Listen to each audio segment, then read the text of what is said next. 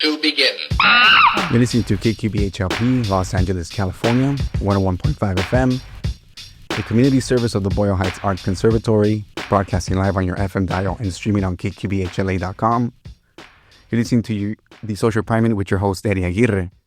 And today we have the one and only Christian Vazquez, owner of SELA Bicycle Center. Dude, thank you so much for making the time to come out here. I've had the opportunity to just get to know you over the course of the last year or two, maybe in different events, through mutual friends. David and Diamond people introduced me to the idea of you a couple years ago. Yeah. When you were first starting SELA Bicycle Center. Right. How long ago was that now? So this is our second year in operation. Okay. We initially started SELA Bicycle Center December of 2023. So we are going into our second year just now. So we're actually at a new location this year, right? So we initially started at the Bell Palm Plaza on the corner of Atlantic and Gage. And they just kind of, it was interesting, man. I was in between jobs at that time. I was just trying to figure out what I was going to do. And I went out for a ride and I was like, I've always wanted to open up a bike shop. I'm tired of not having anything here. So I submitted a proposal for a pop-up location, and crazy enough, they agreed to a very inexpensive amount of rent, gave us 6 months. The city helped us another 6 months, and we eventually wanted to find a permanent home, so we transitioned over to our new spot now. That's on along Gage Avenue. Crazy. Yeah. I remember first seeing the logo go up on the window. Yeah. And this is before I knew you. Right. And I was like, I remember telling my partner, I was like, hey, look, like they're getting a bicycle center here. That's dope. And it was just exciting because, as a longtime resident of Southeast LA, it's always fascinating to see something new pop up. Right. And especially when it's something that kind of speaks to the identity of the culture we're in right now, right? It's like, you think about it and you're like, that's cool. Somebody thought that this is there's a void in this community for something. Right. You found it. And now we're like excited about seeing it. And we were like, why didn't nobody ever think of that? Right. Yeah, it's just very difficult. You have to be crazy to just open up a shop and a business in Southeast LA in general. Part of it, you need to be very passionate, to be very resilient. You need to be able to have an open mind and navigate all these spaces, right? Yeah. But I think most of it, you got to have the love for something and just really share that passion and experience, and in hopes that everybody else experiences your passion in the same way, and in this case, it's bicycles, but yeah, I mean, opening up a bike shop came from different various reasons. Just lack of access. Growing up in Huntington Park, I always had to go to, Insight going Pasadena or Long Beach or, Pat 605. It was quite a drive. And parents growing up not having a license or even to drive on the street, getting to a bike shop, you either had to take the bus or just bike there, right? Yeah, right. So imagine just going to go get some parts to fix your bike. Amazon wasn't quite a big hit when I was growing up just yet. We relied on public transport, but that was a whole mission. It was a whole day just to get out and get an inner tube, Exactly. Exactly. Well, I mean, just in general, like I remember growing up too, like my parents were always having us on the bus and on the Blue Line. That was one of the things that we were consistently on. And, I remember the experiences, but obviously as I got older and I had access to a car, that kind of stopped being a reality for me. Right. And the only times that I had to count on it again was if my car messed up or something happened, that I realized like my sense of freedom is gone. Like I don't have access to that anymore. Yeah. And I resort to the bus, the bikes. One time, just a quick story, like I was like, you know what? I want to cut down on my commute. I'm driving from Southeast LA to Griffith Park every day. So like that's a good hour drive, 20-mile drive. And I'm thinking like, I'm going to get a scooter. I'm going to get an electric scooter. Right. I didn't. I took the route from home to Griffith Park. I had to go through all the industrial places, Vernon, Commerce. Yeah. The roads are so messed up. There's no caution for anybody that's not in a car. Yeah. Dude, it was dangerous. Yeah, it's almost like playing Frogger for the living at that. You know what Frogger is. Yeah, man, it's dangerous. You're riding your bike along the Downey corridor or just Alameda corridor, right? And you're dealing with 18-wheelers. You're dealing with big buses. The sidewalks, they don't have potholes. There's no ADA access. The sidewalks are so narrow, bumpy roads. It's almost like if Indiana Jones stood on a bike, you know where you're gonna experience along the routes. Yeah, and it's crazy. So that's when I shifted my perspective on things, where I'm like, okay, I see why this is important. This is something that didn't really cross my mind. And I think when for the most part, when you ask people about bicycles, I don't think they give it the thought that you have in terms of the access to transportation, and how, like, if we had the ability or the resources to provide these to our communities, how much it would shift the culture around it, right? And how we come together. And that's thinking about it at another level. Right. Yeah, so I think my experience with bicycles is like very multifaceted, right? Mm-hmm. So I grew up with bicycles at a very young age. So not only was it my dad's first primary form of transport, but me, I've been biking since I was 4.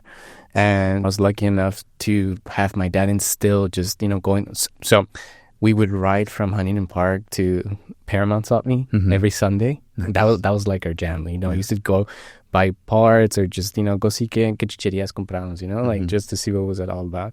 And that was our Sunday ritual. But I think just going out, experiencing the LA River, not only was it just a personal experience, but then you start seeing how there isn't really a good, safe way to get around, right? Mm-hmm. And then I got a chance to eventually join a junior racing team, right? So not only did I ride, but I raced bicycles on the track and crits, something that you don't see here. I mean, people don't even know we have a velodrome, right? In Dominguez Hills, in Carson. So for those of you guys that don't know the velodrome, it's an indoor cycling track, and it's made of wood. Uh-huh. And the Olympic trials are here, and the Pan American cycling games are held there. What? It's that big? Yeah, and it's right where LA Galaxy plays, that same facility. Yeah. And I used to race there, and then I worked at a bike shop, and then I was a salesperson, and I got to learn and hear why people bike, why people don't bike.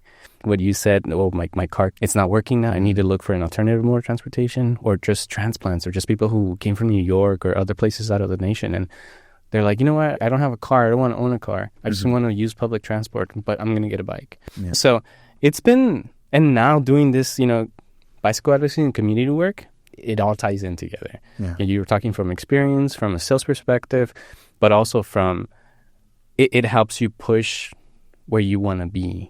And where you would want to see bicycle infrastructure and just experience in general. Yeah, you had sent me this very interesting graphic about, I guess, the bike routes and bike lanes that are in LA County, I want to say. And when I zoomed in on Southeast LA, at first I thought it was a glitch. I was like, why isn't this loading? And then I waited a few minutes, and then it's obvious that there's no access. Right. It's a complete desert. It's a complete desert. And I think that's the common definition of Southeast LA, right? We are a food desert. Yeah. We are a park desert. There is no tree canopy. There is no access to good foods, right? There is no access to programs.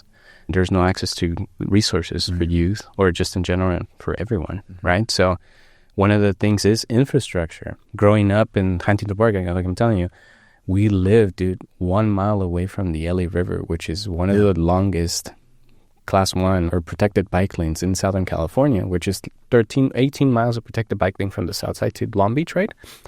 But yet we can access that safely. Yeah. Some people, the way they access that is they'll park their car at Hollydale or any local park right up the riverbank and bike along the way, right? But it's just crazy. It just goes to show it's just a desert. It's not just bicycle infrastructure. It's everything else. It's everything else. Yeah. And that's where it hit me. I was like, wait a second. Like, this isn't just about bicycles, it's about bigger things. And you start realizing, like, okay, wait, how did my experiences growing up relate to this lack of access to this?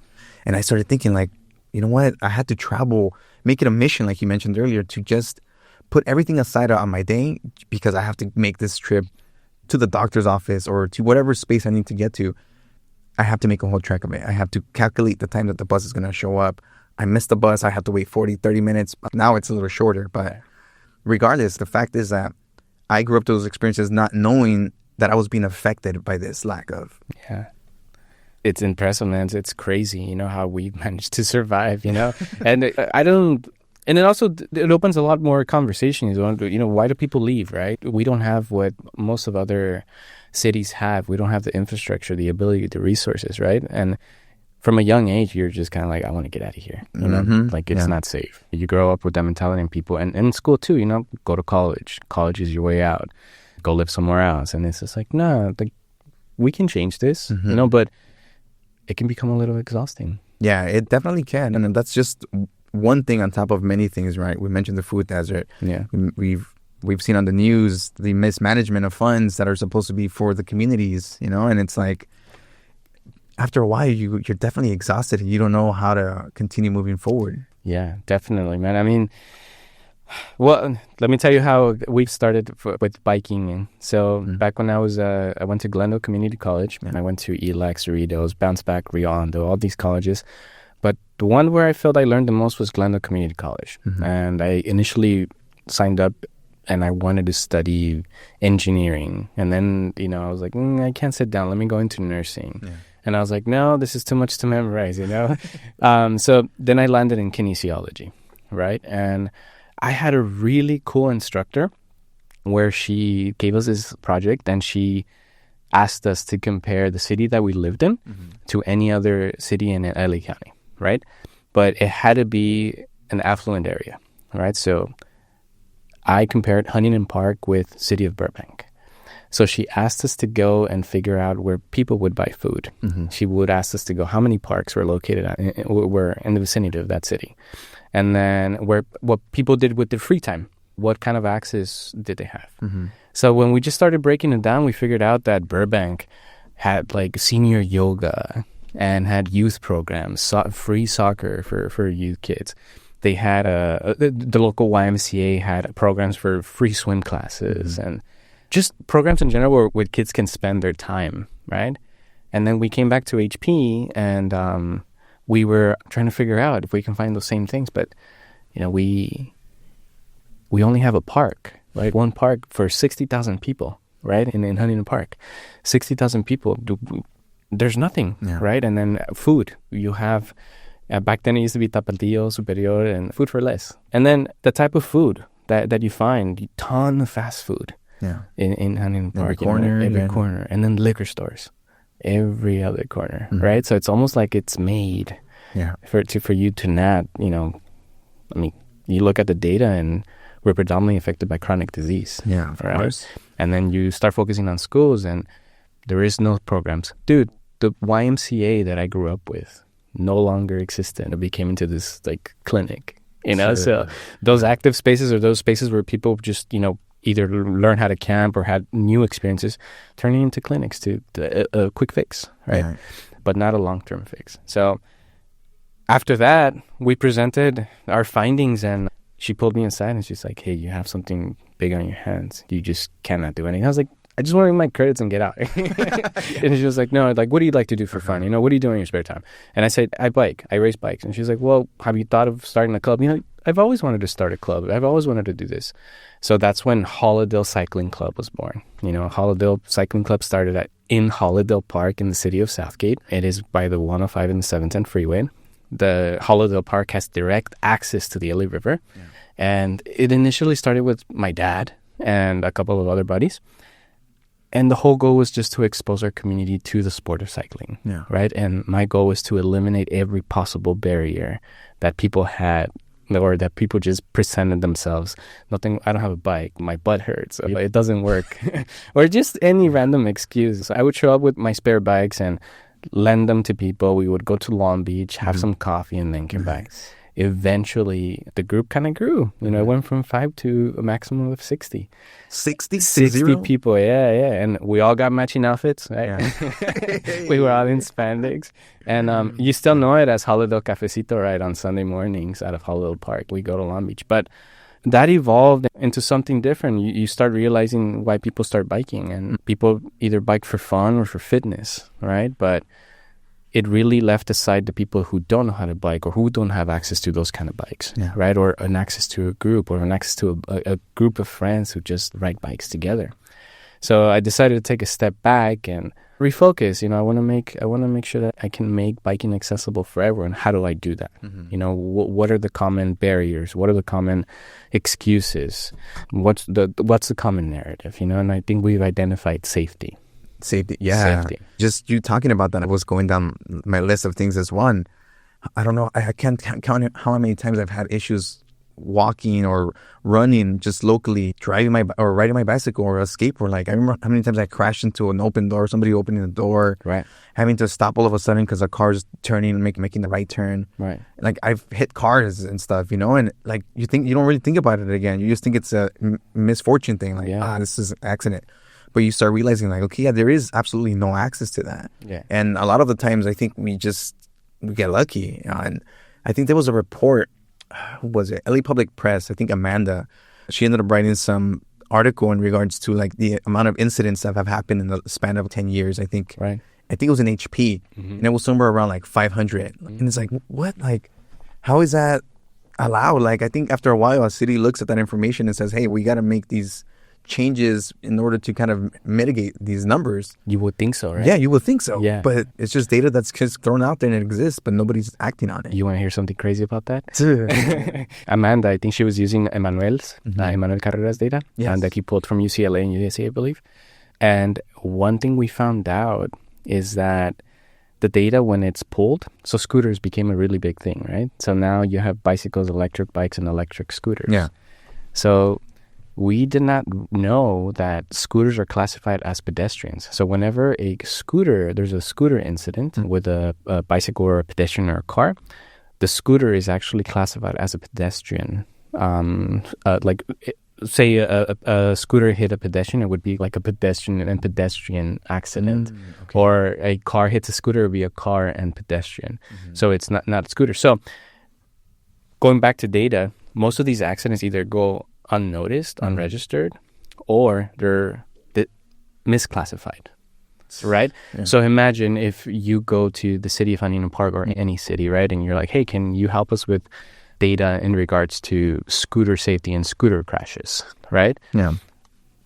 HP will probably not be able to pull that data because it's not classified. So how do you build infrastructure? Yeah. How do you build not only infrastructure, but how do you provide educational resources, right? How do you identify that there's a need to show people how to use a scooter, right? Or how do you even know that people are using scooters to get around? You see them, but who's logging them? How are they logging them? Yeah. Right. So, yeah, it's crazy how data, how just classifying data and pulling data.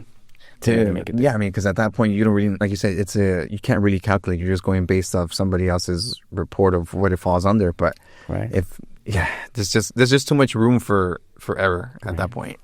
Dang.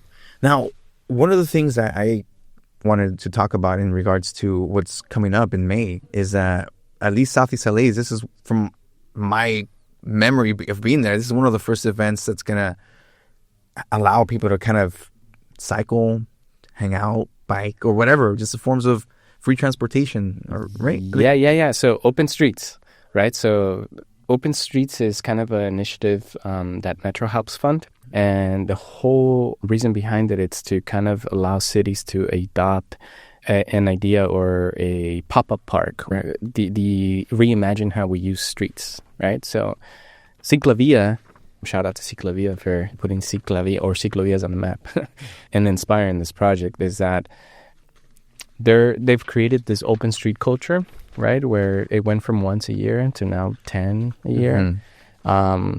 And hopefully someday we can replicate what Bogota and Ciudad de Mexico have, which is every Sunday, right? Yeah. So the city of Bell is actually the first city in Southeast LA to have applied to one of these grants and actually execute an open streets. Ciclavia did actually do one in 2016, and it went through Vernon, Huntington Park, Walnut Park, Southgate, and I believe South LA.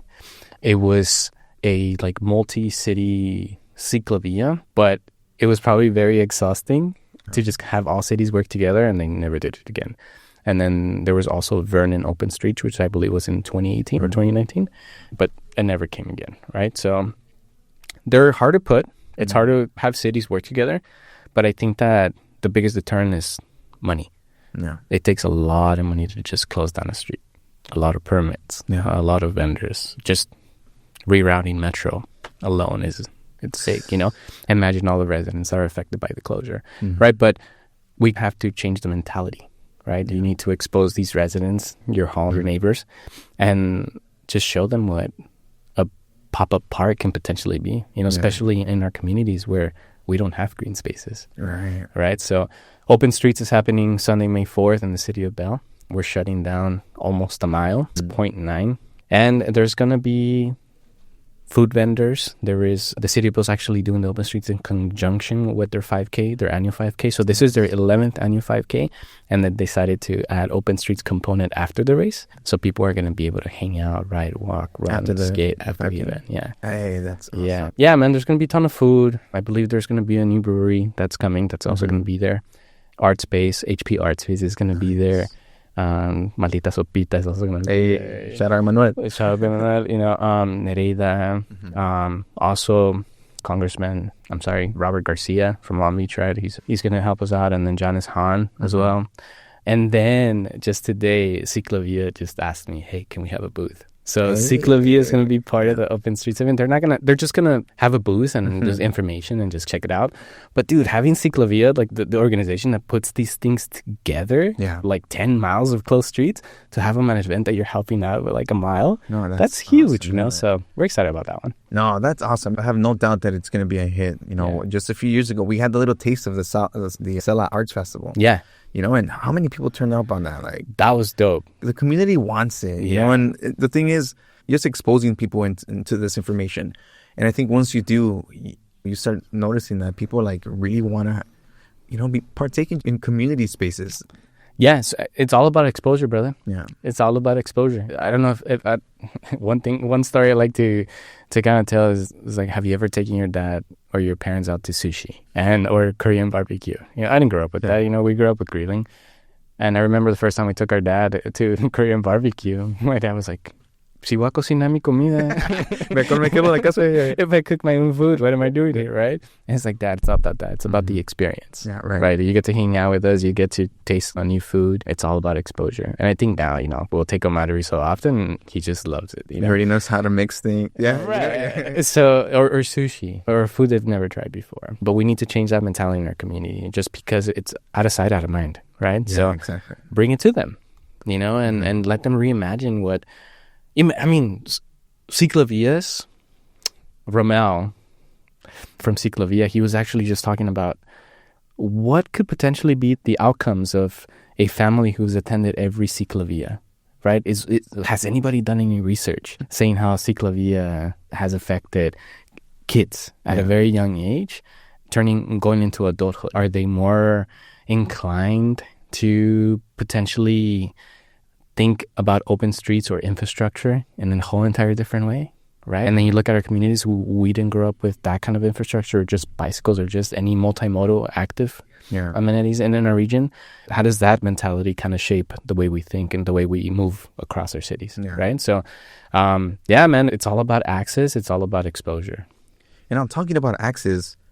For a couple of years now, I've been hearing the idea of Metro expanding that rail line over to Southeast LA. Yeah. And again, going just back to my experiences, I've had to make tracks to the Blue Line on Florence or over there by the Green Line in, what is it, like Downey, Norwalk area. Right. Like, it's a mission, or I have to go pick up friends or whatever the case may be. And when I heard the idea, I was like, dude, that is awesome. It connects us to the city. Like, it gives us access to get to places where we need to. I can take it from work, in an ideal world, I take it from work, take the red line, and I'm in Griffith Park pretty fast. But then there's a few things on that. I mean, you can talk about the displacement that may occur, whatever that may come along with, but at the same time, it's like, how do we even know how to really, what's the word I'm looking for, appreciate this, or even consider how it can affect our community if we're not part of the conversation? It's scary. It's scary because we've seen other communities get a railway, right? And you immediately see gentrification, right? You immediately see the shift, right? But then you also see that, it would be great to connect LA to Santa Ana, right? Just what the Southeast LA Gateway line is going to do, right? But then you have to worry about noise pollution, right? The train passing by Randolph. I live just a block away from where that train is going to pass. You hear I already hear the train at night, right? You just hear it honking. Now imagine hearing it closer. That's one. And then 2, access to it, right? So if I live around the area, how can I access the train? This is where first and last mile comes in, right? So first and last mile essentially is how we access or how we get to the train. But in this instance, we don't even have bike lanes. Oh, right. We're in the desert. Desert, right? So imagine there's a railway, right, coming through Huntington Park and Southgate and all these other cities, and we don't have a way to safely access the train. Is it even worth it having a train? Yeah.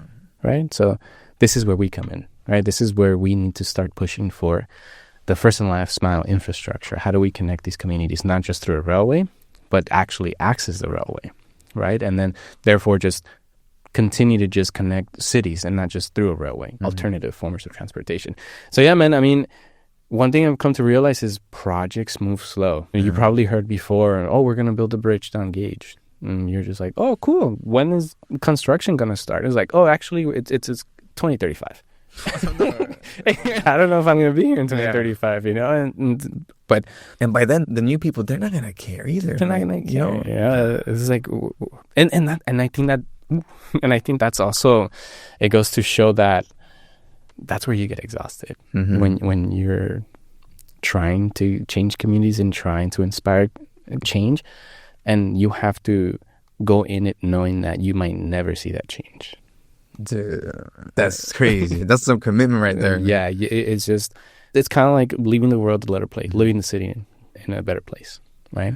You just have to go in there knowing that you might not actually see the fruits of your labor. Exactly. But we do it because we want to inspire. At least me. I feel like I've gone into this because I want to inspire younger generations, just as I was inspired by my teachers, my professors, my peers, my neighbors. And I am here and I'm doing what I'm doing because of them. You know, they believed in me, and I'm hoping that some way, somehow, the younger generation just looks up to us and says, dude, like, I want to do what you're doing. You know? No, that's cool, man. I mean, I grew up, I wasn't like always on a bike, but I remember the times I was like, it was so liberating just to ride with no thought of my safety. Like, I was just like riding because I know I was safe. Nowadays, I don't even run I don't wear headphones when I run. I'm so paranoid sometimes, just the cars when I'm running at night. That's why it's so cool that Huntington Park has a running club. You know? Yeah. Shout out to Edie's for starting that. We needed that, man. Yeah. We really needed that. And they just celebrated their first year anniversary. So on Sunday, so shout out to them, first year anniversary. Yeah, HP Run Club has done a lot, and I think that we've done a lot of work together. She has this bicycle safety pedestrian night once a month where she encourages community to come out, wear high-vis clothing, lights, and we actually use a route where one of our local neighbors was struck on a scooter. She unfortunately was killed, and we just do this to bring awareness. We wanna encourage people to we want to take up space. We want to make sure that they know that we also exist. Also, get them used to seeing us on the road, seeing bicyclists and runners out on the road, right? Because, dude, I don't know if you driven down Florence. Yeah. Posted limit is 35. Nobody's doing 35. Especially that intersection on Bissell and Florence. Dude, nobody ever stops by. Or even though there's a bike lane, dude, that's, we're using Florence as a bike lane or just Gage in general. It's crazy. So, but it goes to a lot of things. You know, it's people not being used to seeing cyclists. People not used to seeing multi forms of transportation. You know, it's this mentality that you just got to cut across Florence. And that's another thing what we also got to think about, right? So all that traffic that's flowing, is it people that live here or is it people that are just passing by? Yeah, I see right? that. And we are considered gateway cities. Exactly. That's the whole model behind it. We're a gateway city. We are just a city to get through. And I feel like partially that's where we're forgotten. You know, we're just a pass by. You know, think about it like a town in Highway 66. Not 66. You know, you're just passing by like Radiator Springs, right? Radiator Springs. So we're. I mean, it's not that bad. If you really look at the parallels, people don't invest. We need McQueen to come by and just change up the place. Yeah, exactly. Right? I see what you're saying. That's a great reference, by the way. Yeah. No. Okay, sorry. Go for it. No, yeah. So we have to get people excited to be part of it. You know, we need to make biking fun. We need to make multi-forms of transportation fun. We need to make running fun. And I think going back to Edie's and Run Club, she's done a really great job. It's very inclusive. Meet every Wednesday and Saturday. You can walk, you can run, you know. Shout out. I think we had over 30 people who signed up for the marathon, and every single one of them finished. That's awesome. More than half of them had never done 6 miles ever. And over the course of 6 months, we trained, and everyone finished the LA Marathon.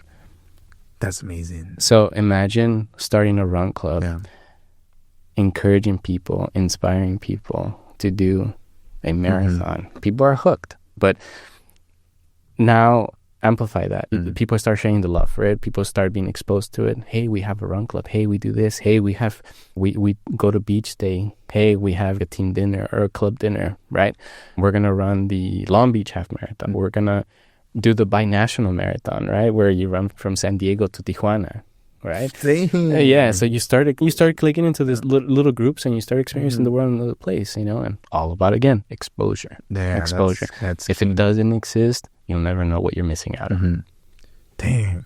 Now, just to go down the assumption path here, let's just say the infrastructure is there and this is getting built up. At that point, outside of the exposure itself to the community, how do we change the narrative about bicyclists and just people being on the street? Because I've heard the argument a lot of times when you're driving and you're like, man, this guy on the bike is just driving in the middle of the lane. And people there's actual road rage with this. Right. Like, how do you then change the narrative on that? What's your take on that? I think so.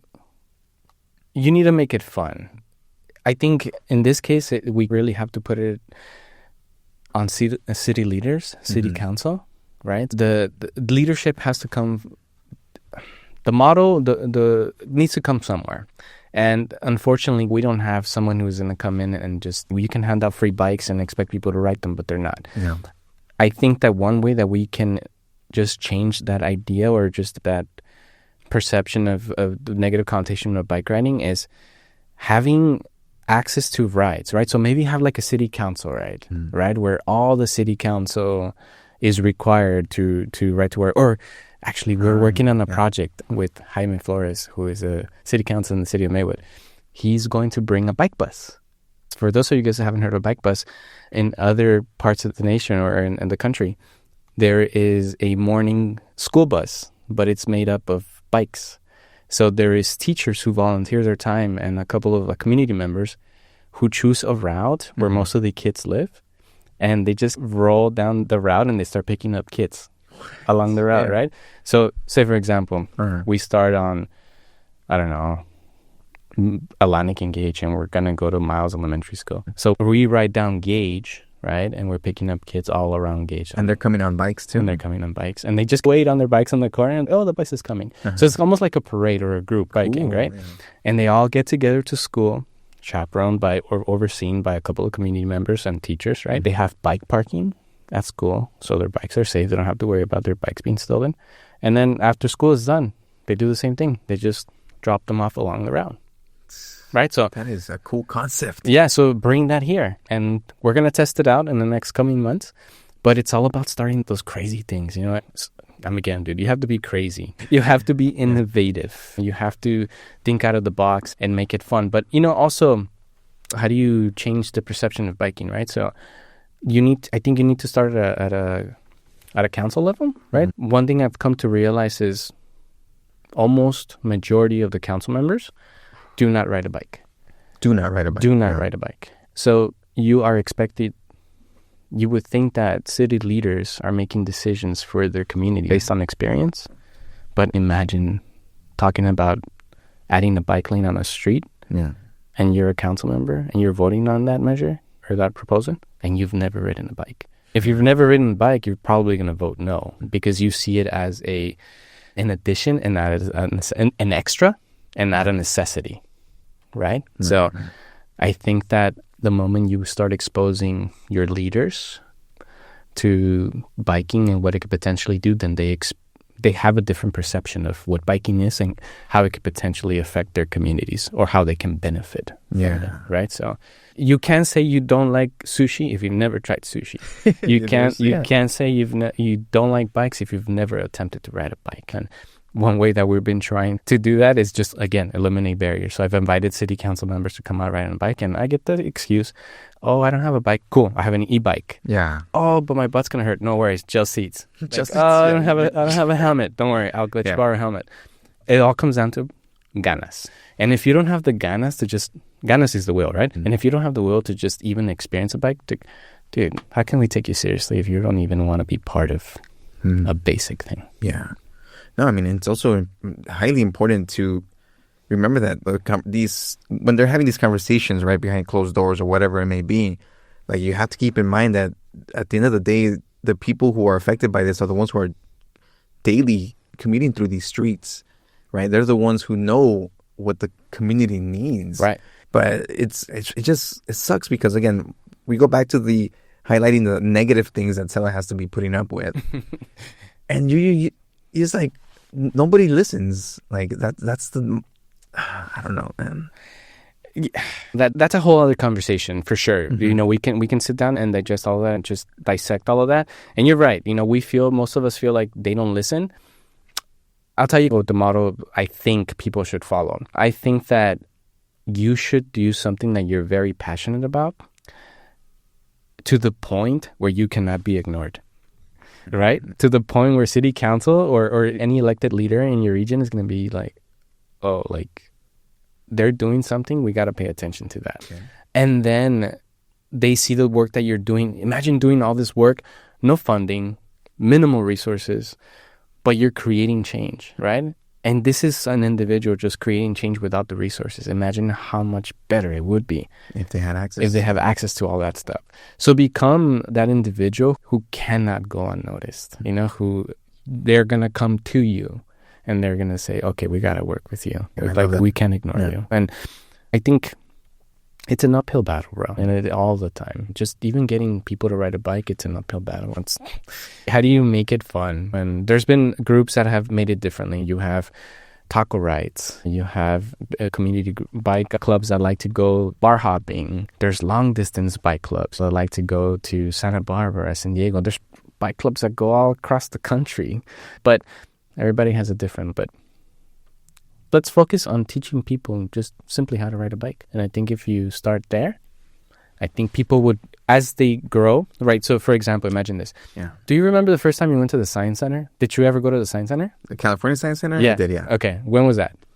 I was like maybe 7 or 8. 7 or 8? Okay. And do you used to think about it every so often now with your boy? Like, yeah, of course. Okay, cool. So, imagine that's a resource that's available for you, right? And that you think that you can probably go out on a weekend with your kid, or the zoo, or any school trip that you attended to. You probably have in the back of your mind and you're thinking about it. Biking is the same way. So imagine if we expose kids in elementary school to just a PE, right? Physical activity. What if we taught them how to ride a bike during PE? Yeah. Right? What if we showed them how to follow traffic laws? Or how to, like, make a stop, how to maneuver the bike, how to sign, how to make a ride, the basics, right? And then middle school, again, integrate some sort of bicycle education into it. Or now, there's a lot of schools in San Diego who are using enhanced bicycle courses, which means that they are using e-bike courses for middle school and high school students, right? So imagine you're teaching kids the importance of bicycle safety. When they become drivers, if they become drivers, they already know what to expect, right? So when those kids that were exposed to bicycles, when they become drivers, I think they're a little bit more empathetic and a little bit more, they look out because they know what it felt like riding with an 18-wheeler next to you or with a bus next to you or with just a fast speeding car next to you. So I think once they've experienced that, they become the other side, they're a little bit more inclined to think twice about, do I see a bicycle on the road? Like, let me give them some space. Exactly. Yeah. Again, it goes back to that key point, the exposure. Like, it starts off very young, and although, I mean, even when you're older, you can definitely still break those boundaries once you start becoming more self-aware about how this all plays a role in it. Yeah. But that's crazy, and this is why I was like, how somebody can take a conversation from simply bicycles into this bigger picture thing, and it becomes a big thing to consider. And yeah, man, I'm honestly doing the research, prepping for a conversation, it really opened my eyes to a lot of things, information that I thought was like superficial, but then you dig deep into it, and you start seeing the reasons of why is Southeast LA this way? Who are the people trying to make that change? And how does this all play a role? And you start seeing how everything just interlinks. Yeah, definitely. And I think it just comes down to, you need to remember why the cities were built the way they were, right? So they were obviously to accommodate. I mean, we're near Vernon. We're near the 710, the 105, huge corridors, right? Yeah. They were thinking about massive highway transportation to transport goods. Yeah. Right? They weren't thinking of gateway cities, right? They weren't thinking about the folks that were living there, right? But I think now we're entering an age or a time where most of us are coming back from either school or education or just living away from home and experiencing what a complete transport city can potentially be, right? And we're coming back and like, we need that here. Where do we plug in? Or where do we start creating change? And I'm hoping eventually some of those people, they become leaders and they start hopefully implementing some change, or eventually go into council, into policy, and eventually ask for those things. Yeah. But it needs to start at the very bottom. Bigger, man. Bicycle is, it's almost a form of being rebellious. It's a lot goes into it. It's very multidimensional, multi-layered. Yeah. It's not just about pedaling. Yeah. Hell yeah. No, it's beautiful, man. Just the way that you talk about it. Again, it sounds like you're passionate about it, and I think that's the one thing that you can, that's, how do I say it? That's what's going to make people gravitate towards you. People see that, they don't see it often, they know it's real, and then they want to act on it, or they want to feel that for themselves, and you inspire. And right now, SELA honestly has some of the best role models I can think of. And I've been there for years now. Like, there's a lot of people that I'm like, damn, there's so much happening. The culture's brewing, and it's been on an uptrend. Yeah, man. Honestly, I couldn't agree with you more. So David Hernandez, we actually went to elementary school together. Oh, what? Yeah, and we were in marching band together. Like, I was in drumline, and we were just in the same cohort, and we some way, somehow reconnected again in these spaces. But we've always seen each other, whether it was at a backyard show, a music, or whether it was just common friends. But now to be involved with David and the work that he's doing, right? And just seeing how much of a resource he's become to Southeast LA, and just being part of his projects, dude, it's amazing. You start to it's almost like imposter syndrome. I can't believe I'm here. I can't believe I'm doing these things, I always tell a funny story. I always wanted to I think I was waiting for somebody to set up a bike shop, somebody to do a nonprofit or just anything bicycle related. And I always had this thought process, like, whenever somebody does it, I'll go join. I'll be part of it. Mm-hmm. Never in a million years did I think I was going to be the person leading bicycle advocacy in SELA. And there's a lot more people, right? But to be able to put together open streets, that's huge, man. To actually like collaborate with the city, and they're giving you almost full creativity and almost free range, dude, you don't have that opportunity a lot. Yeah. So just having that, they obviously see something in us. And I'm hoping that other cities see that and they're inspired, or they're just kind of, hey, we got to bring that too. Yeah. Let's bring open streets to Southgate or Huntington Park or any other city around the area. So yeah, again, bro, it's all about exposure.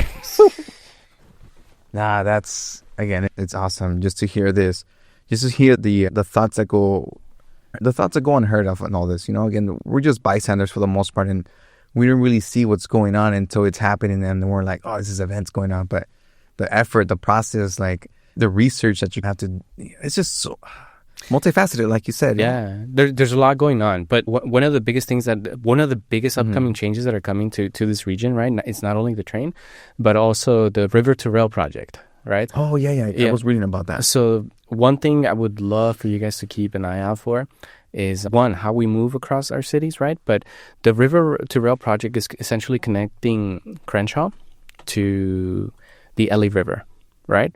And where they're using Slauson So do you remember how Slauson used to have railway? It hasn't been used for years. Yeah. I remember. I used to take the bus whatever bus went down that. Yeah. I remember seeing it. It was just abandoned. The tracks, right? Yeah. So they took those tracks away and they added a class 4 bike lane, which means that it's a protected bike lane, right? So you are going to be able to ride all the way from Crenshaw, all the way on Slauson, all the way to where the blue line is, and then catch segment B, which just starts by the blue line and it goes all the way to the LA River, right? But the downside of the project right now is that segment B is not a class 4 protected bike lane, right? So we're just getting sharrows, which sharrows is just painted kind of markers on the road. And then parts of the route are going to have bike lanes on the side of where cars open the doors. We call them we call them door lanes, right? Because we always get doored. We're trying to encourage people to come out and learn about the project and show up to city council meetings, just really look at what's coming. Because I think the segment A of the Rail to River project opens sometime in May. If you have a chance, go ride it. I think once we're going to do a ride. We're going to host a ride from where it starts near like Compton and Slauson. And we're going to ride to the end. But we want people to just know what a class 4 bike lane looks like. And then when they come home and we show them what they're going to get, they're like, dude, like... Yeah, and they start advocating for it. Yeah. So at that point, we're getting close to that time. But from your perspective, how can we get people to get out there? I know you said exposure, but I also noticed when I was driving down Slauson a couple of weeks ago, I was like, it was closed off still. And I was like, what are they doing here? I didn't know that was part of the... Yeah, that Rail to River project. Yeah. So what do we do? Come out to one of the rides. I know safety is a big concern, right? So people are less inclined to ride on their own. If you see that there's a ride around your area, come join it. We usually do no-drop rides. That means that anybody with any type of bicycle can join us. We usually cruise anywhere from 10 miles an hour to 12. And it's just a chill stroll. And that does two things. It exposes you to different people who just ride and then also to new settings, right? And I think ultimately what we want to do is encourage people to just keep riding enough to the point where they're like, okay, I can do this on my own. Training wheels are off. I can ride across the city on my own. But it's all about learning a new thing, being open to learn a new concept, a new skill. Yeah.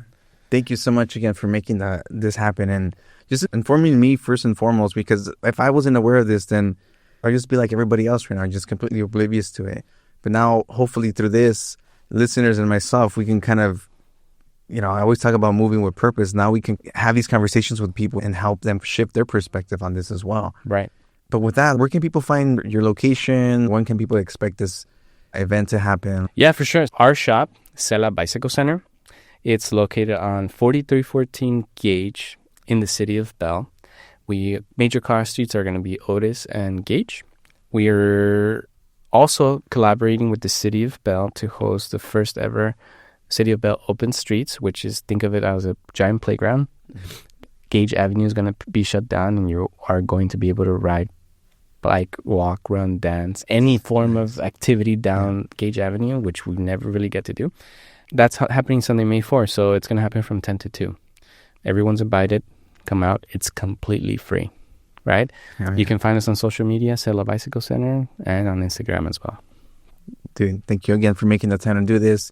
Everyone else, we're going to be signing off. You're listening to The Social Primate on KQBHLP, Los Angeles, California, 101.5 FM, a community service of the Boyle Heights Arts Conservatory. We're tuning out. We'll see you guys next week, and have a good one.